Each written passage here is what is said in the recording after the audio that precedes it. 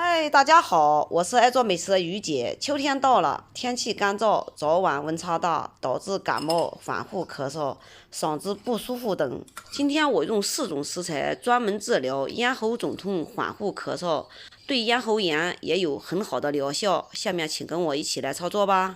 今天所用到的主要食材有白萝卜、雪花梨、薄荷。薄荷叶也可以用干薄荷叶，也可以采用新鲜薄荷。我今天采用了2种薄荷，一种是光叶薄荷，一种是皱叶薄荷。皱叶薄荷也称为牛南香，也有人称它野薄荷。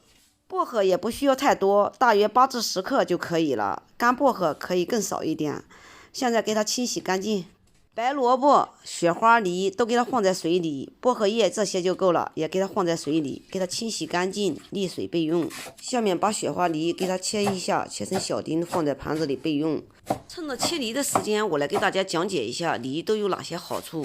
用梨煮水饮用，具有清热化痰、止咳、润肺、上火等症状，还有提高食欲、润肠通便等功效。白萝卜去头去尾不要，然后给它切成小丁，放在盘子里备用。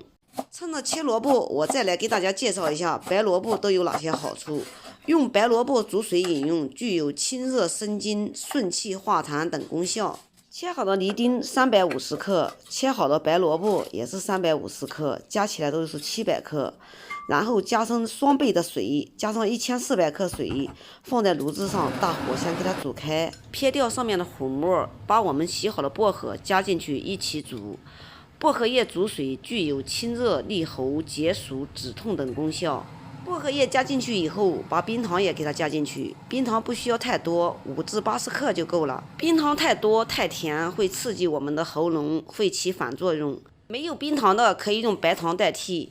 但是红糖是不行，因为红糖属暖，会起反冲作用。冰糖属凉，本身具有清热解毒、润肺止渴等作用，所以大多数人嗓子发炎不舒服就会喝冰糖水的道理。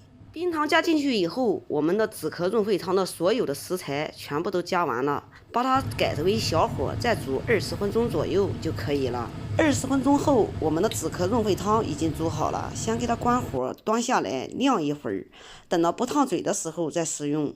千万记住不能太烫哦，因为我们的嗓子已经发炎了，凉到50、60度再食用是最合适的。好了，今天的视频就给大家分享到这里吧，我是于姐。如果你喜欢我的视频，请不要忘记关注我哟。